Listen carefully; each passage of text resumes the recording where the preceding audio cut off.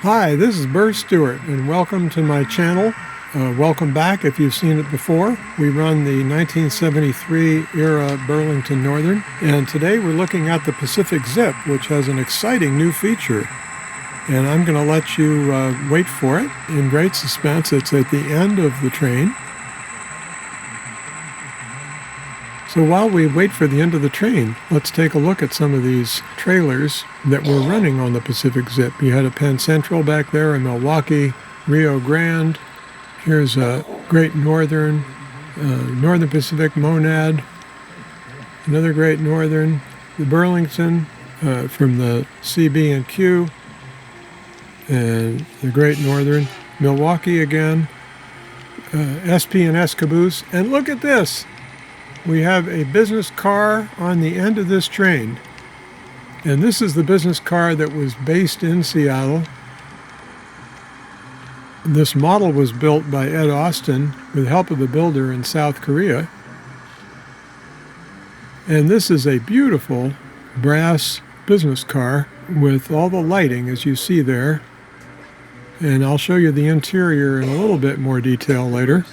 But the Pacific Zip was a faster train than any passenger runs at the time, so it was the perfect thing for the executives of the BN to jump on that train.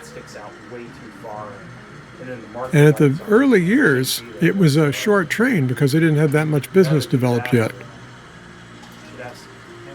Here we've climbed up towards Skycomish on the way to Stevens Pass.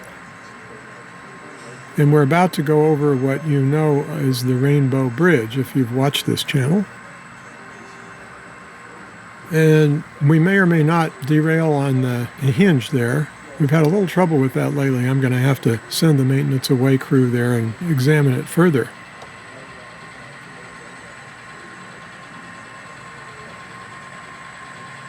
But there's just nothing not to love about these SD45s and the brand new business model of having dedicated intermodal trains. Oh, look at that. Very nice.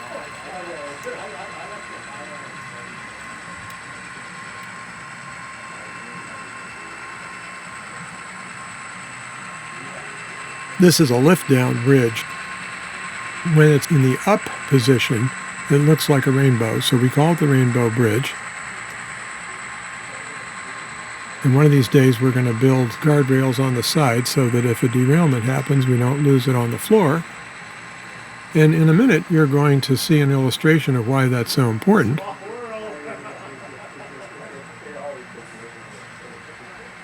And we're getting to see our trailers again.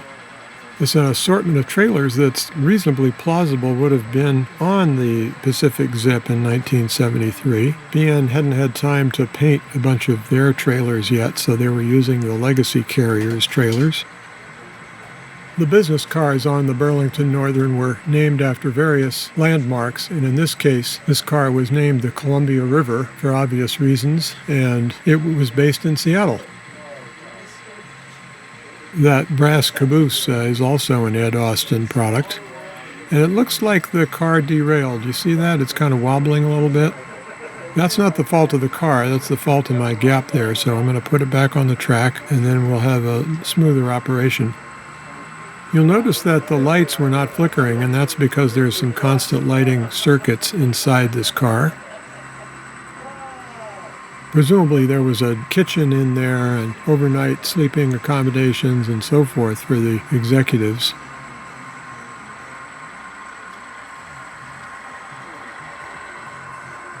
Isn't that nice, the end? We need to put some figures out there so it'll look like they're examining the right-of-way or having a cigar or something. I don't know what they would have done.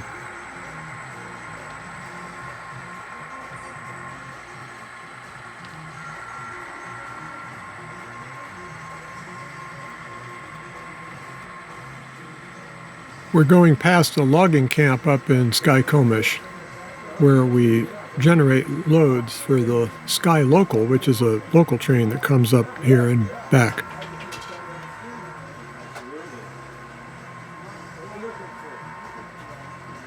But for now, we're just running into staging.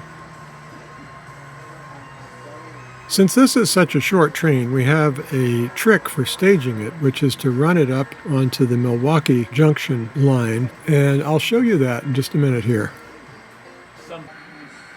There we've pulled up to the end of the track there,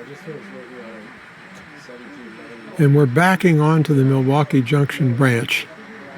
And this gives you a chance to see the lighted interior and all the furniture inside that car.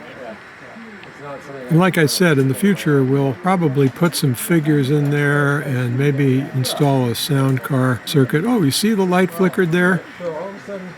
That indicates this track is kind of dirty. We haven't run up to the Milwaukee Junction recently,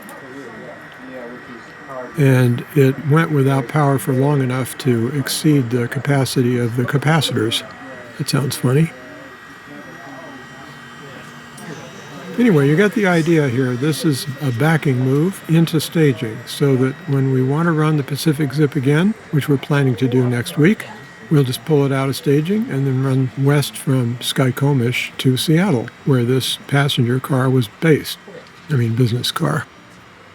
Well, I hope you've enjoyed this quick visit with the new addition to the Pacific Zip train, and you'll come and watch all the other operations videos on my channel. I'm not calling this an operations video because really we're just gawking at this business car, but we'll get back to that soon, don't worry. So for now, this is Burr Stewart wishing you much fun with trains.